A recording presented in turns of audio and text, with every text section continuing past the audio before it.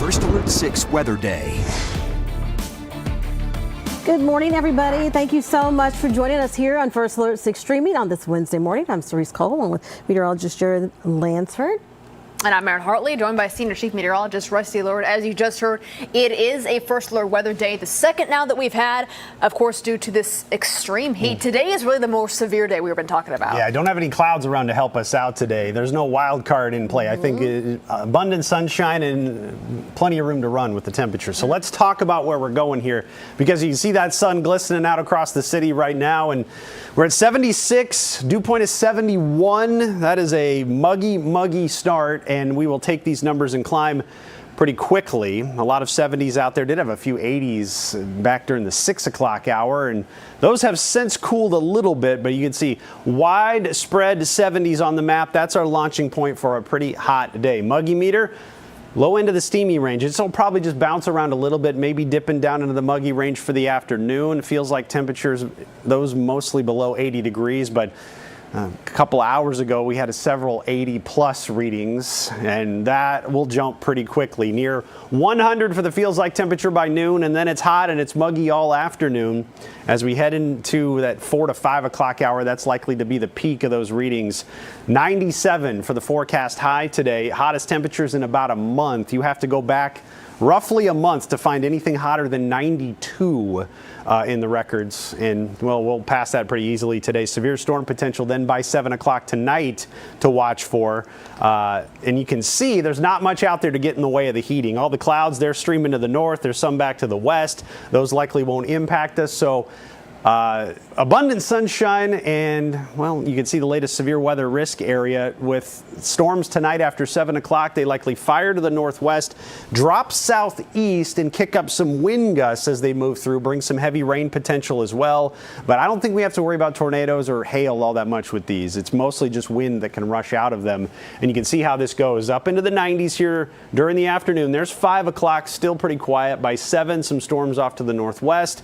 And you may notice every once in a while a little rush out ahead of them, this little faint green line every once in a while. That is the wind gust, the outflow boundaries from these storms that kick east. So by 10 o'clock, they're a little more likely in the metro, possible as early as 7 in our viewing area. And then for the rest of the evening and overnight, there's still some storms moving on through. Heading into the early part of the day, Thursday, yeah, where we could start with a few scattered showers, but I think those would move out pretty quickly. And the rest of the day for our back to school drive looks pretty good. And well, it's going to be muggy. Again, it's July. That happens. It all hinges on just how much we warm up each day with that humidity. Tomorrow looks better. 87 for the afternoon high, and then 89 on Friday. Increasing odds of a few afternoon thunderstorms on Friday. Watch for that. It looks a little more prevalent, I would say, into the afternoon hours on Friday now than it did so yesterday. So people are looking at that 3-day and like, oh, we're the heat, we're going to get some relief. But no, we're not. We're not done after that. We just added a couple more First Alert days.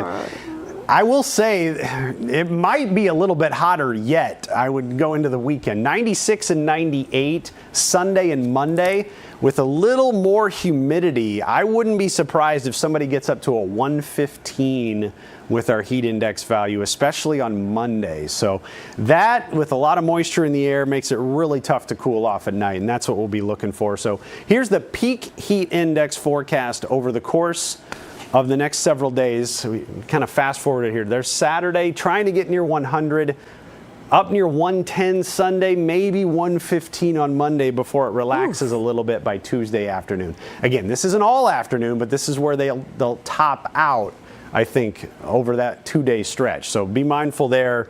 Models pretty consistently showing some upper 90s for that stretch Sunday and Monday, and then some cooler air beyond that. So it does look a lot better after that for next week, which is great news. A lot of 80s and something a little more enjoyable as we head towards the end of the month. I was worried these 90s would keep going and going to the end of July, but at least now starting to see a few signs of some cooling. Yeah. Okay. All right, Russ, thanks. In the meantime, let's get an update on traffic.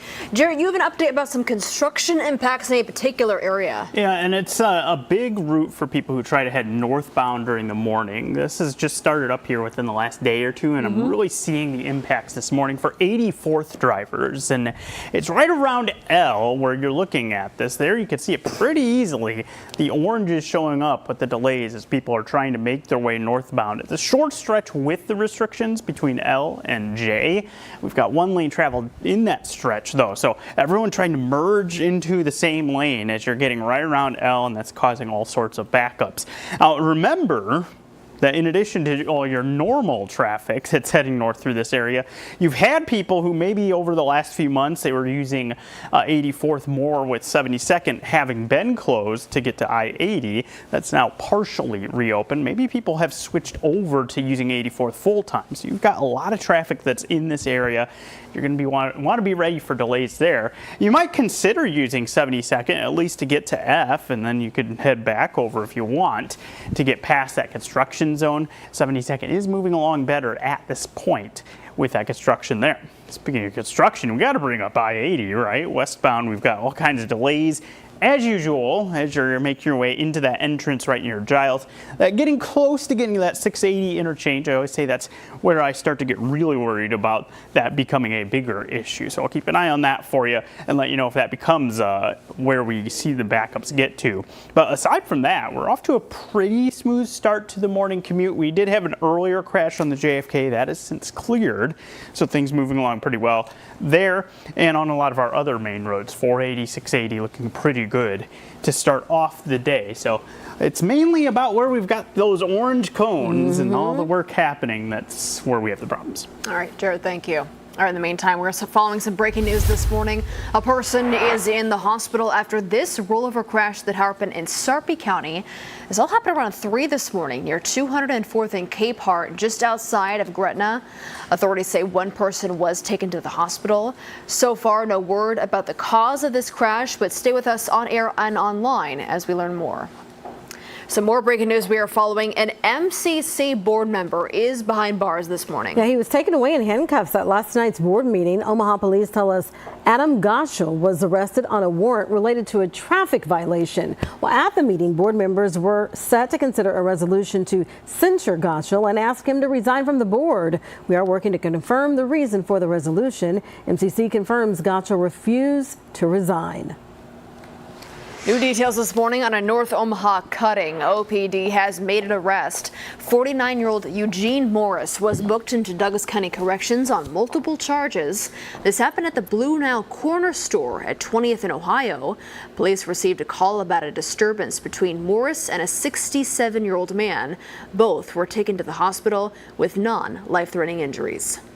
Aaron, thank you. At the safety desk with our Maria Cade. And Maria, there's a new study that suggests the pandemic aged our brains, and it doesn't matter if we got the virus or not. Exactly. This was British researchers, and they were examining a pretty large database of brain scans for this study, and they found that people's brains aged 5.5 months after living through the pandemic. So that accelerated aging, it was most noticeable in older people, male participants, and people who came from disadvantaged backgrounds. Now, people who also got COVID, they had some more challenges, specifically with their cognitive abilities, things like processing speed especially. And this study is just one of the latest to suggest that those environmental factors that we live through, those can cause premature brain aging. That's so interesting. All right, you have some more important information. We know we all need sleep. Many of us don't get it, but you have some advice, more ways to get sleep. Every time we do a story on this, we always have to laugh a little bit, right? Sleep is a basic need and one that many of us don't get enough of. Sleep deficiency, though, it's linked to many chronic health problems, things like heart disease, kidney disease, high blood pressure, stroke, and depression too. If you are having any problems getting those Z's, there are some simple ways to set yourself up for some success. Sleep with your socks on maybe. Use a weighted blanket. Even snuggle with the stuffed animal, no matter how old you are. I like that, right? Pretty comforting. The CDC says proper sleep hygiene, of course, is a really critical part of getting that good sleep. So some other things you can do, keep your bedroom cool. Make sure that you turn off all those electronics at least 30 minutes before you go to bed. That's hard. Tough one, but can really help you wind down too. Also, don't eat any big meals, have alcohol, or drink caffeine before you go to bed. All right, what about the socks? Are your socks on or off? I never have them on. I sleep with socks. Maybe I'll try it. I'm going to try the teddy bear. We'll see what my husband thinks. What is she doing? All right, we'll be right back. Maria, thank you.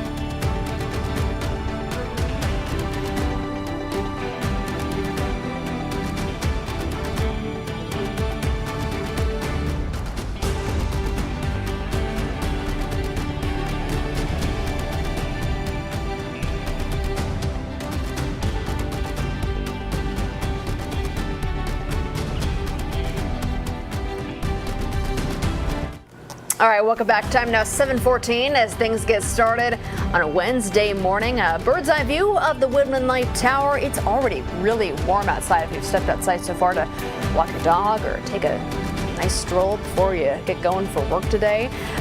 Even though it is a First Alert 6 weather day, it's going to be actually a pretty fair pool forecast. Just make sure you're not walking too long on the concrete with your bare feet. That'll burn. That's going to heat up really quickly today, and UV index is high as well. But I mean, a lot of people will probably be at the pool trying to cool off today with temperatures climbing well into the 90s, 96 to 97 this afternoon. And even tomorrow with a few more clouds, same humidity pretty much. It'll be a little cooler. It might be a little bit more enjoyable for some at the pool tomorrow. This is the heat risk map for today, though. Notice how the heat may end up being at its worst for our Iowa viewers, where the dew points are a little bit higher up into the major range there on our heat risk scale. So it is going to be a hot one all across the board today, and even worse mostly because of this. The dew point up there, the low end of steamy here with 71, the dew point as of right now. That's not going anywhere, and it'll just take the heat and turn it into 100 plus on the heat index value for today. 97 for the high. Could have heat index up near 105 for several hours this afternoon. Hottest we've been in a month. And you got the storm potential after 7 o'clock tonight. Not too much going on with storms, but a little batch lifting to the north as the leading edge of the heat. Now you can see we have nothing but clear skies and abundant sunshine today to build the heat and feed new storms that would likely drop to the southeast and east over the course of the evening hours. Again, 7 o'clock, probably the earliest we'd get some of these, maybe closer to 9 or 10 in the metro.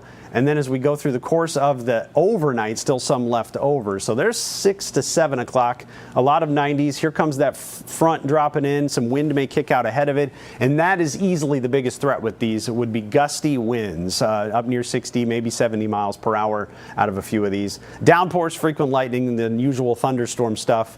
We'll watch for that. But they should be moving fast enough. Hopefully we can avoid any flooding issues. I think less than an inch of rain is what most of us will see. A couple overnight heading into the early morning on Thursday, where we could have a few left over Thursday. And then heading into Friday, a couple of spotty storms to move through as well. And what we'll see here is you'll notice some spotty thunderstorms here Thursday morning to pay attention to.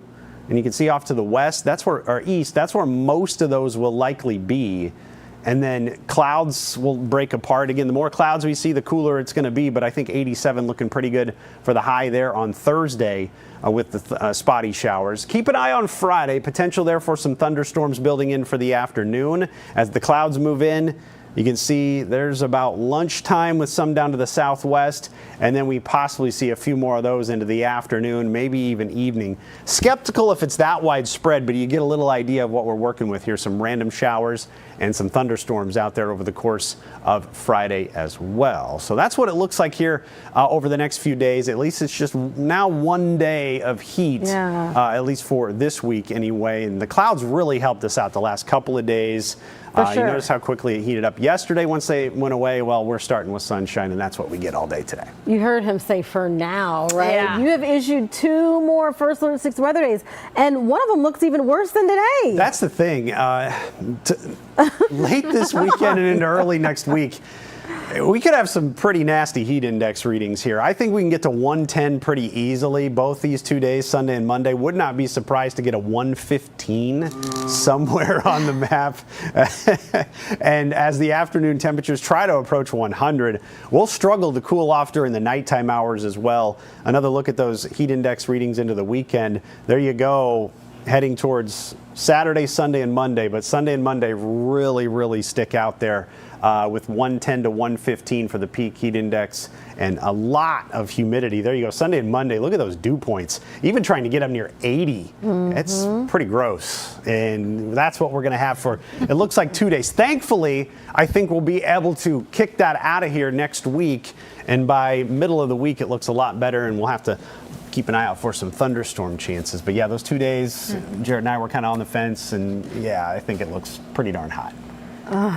We'll be prepared, though. Yeah. Thanks to That's you. what we're here for. All right. Let's get another update on traffic conditions with Jared. Yeah, it's been all about the construction zones as we've been starting to pick up the traffic. Let's take that view of all around the metro that we always like to show here. And top right's probably standing out is where it's looking at one of the slower spots. That's probably a pretty familiar view for you too. This is I-80 westbound as you're getting into that Q to Giles area. You still have those lane restrictions. A lot of traffic funneling through here. It is moving, just not really as quickly as you would like it to be moving through that stretch. But I will say it does look a little better than when we checked in just a little bit ago. We don't have those delays getting up to that 680 and 80 interchange. So hopefully we can keep it right about where it's at with those delays. A couple other spots though I want to highlight real quick. That includes Cass Street. Notice how slow it is right around 72nd on Cass Street. You've got some varying lane restrictions that are in place on Cass between about 69th and 84th over the course of the next week or so. And in particular, it looks like right around 72nd and 74th is where you're seeing things quite slow. So keep that in mind if that's a route you use a lot as an alternative to Dodge, that you could be running into quite the delays as you're making your way along Cass Street. Eastbound I-80 also starting to slow down just past 144th as you're going on the other side of that construction zone. There's all sorts of construction all over the place, and that's where you're going to be finding the delays at this point. You can always catch all the latest updates on any of those as we get those through the area here.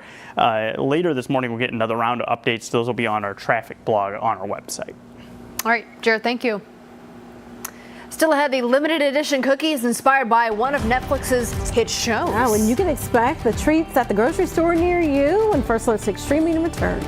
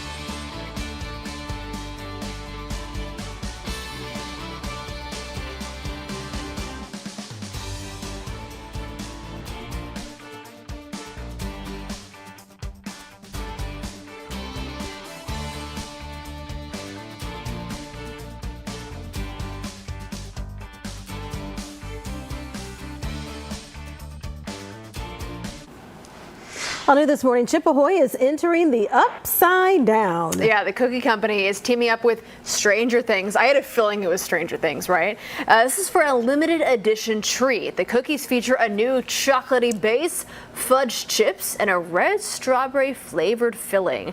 This is the brand's first ever fruit flavored filling. Okay. Say that 5 times. I know, fruit flavored filling. The new cookies will be available nationwide starting August 11th ahead of the Stranger Things 5th and final season This is it? when it comes out later on this fall. Does anybody watch? So I don't. Some people do. Nobody watches. I never started it. My I'm like son, shocked. my son and his whole crew, they all get together and they binge it at our house. They order pizza and they'll watch the whole thing. I'm always like I'm the odd one out who doesn't watch it, so it's funny that nobody here does. None of us watch it? Yeah, nobody here. all right. It's crazy though. I feel like that series has been going on for so literally forever. For this to finally be the final season. And this I is know. the 5th season. It's been on for however long. I so there must be know. some They pretty big take gaps. pretty big Time. breaks. They do. I mean, it's a great show, so it takes a long time to get together. Yeah. The cookies look good too. I know. I was going to say, that's what we should. That might be the most important part. The cookies look good. For us, it is.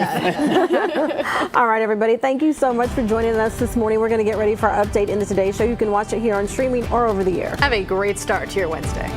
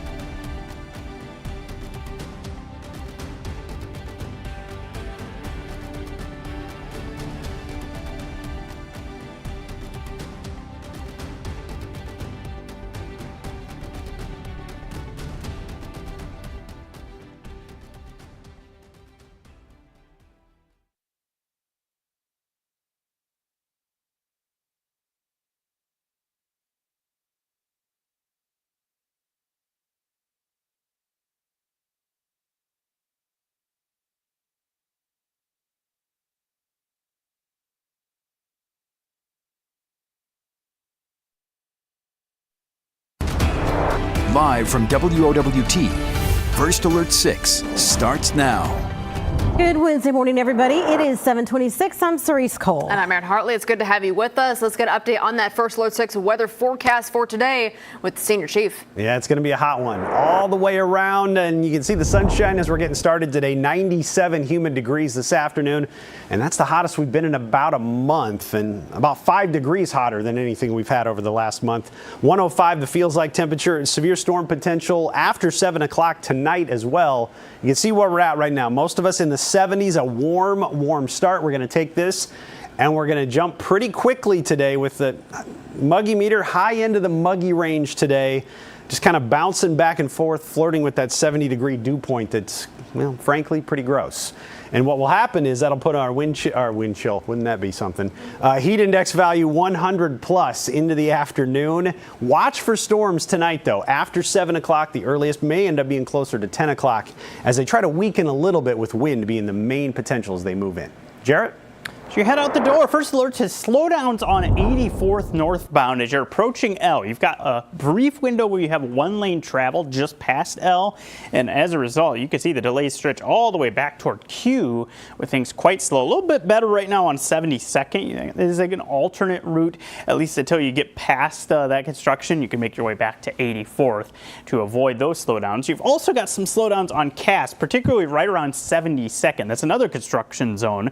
That's where we're seeing our biggest delays this morning. I-80 right near Giles on either side, also running slow. All right, to breaking news this morning, one person's in the hospital after a rollover crash in Sarpy County. It happened around 3 this morning near 204th and Capehart Road, just outside of Gretna. The victim suffering potentially life-threatening injuries. It is 7:28. We're back with another update for you in about 25 minutes.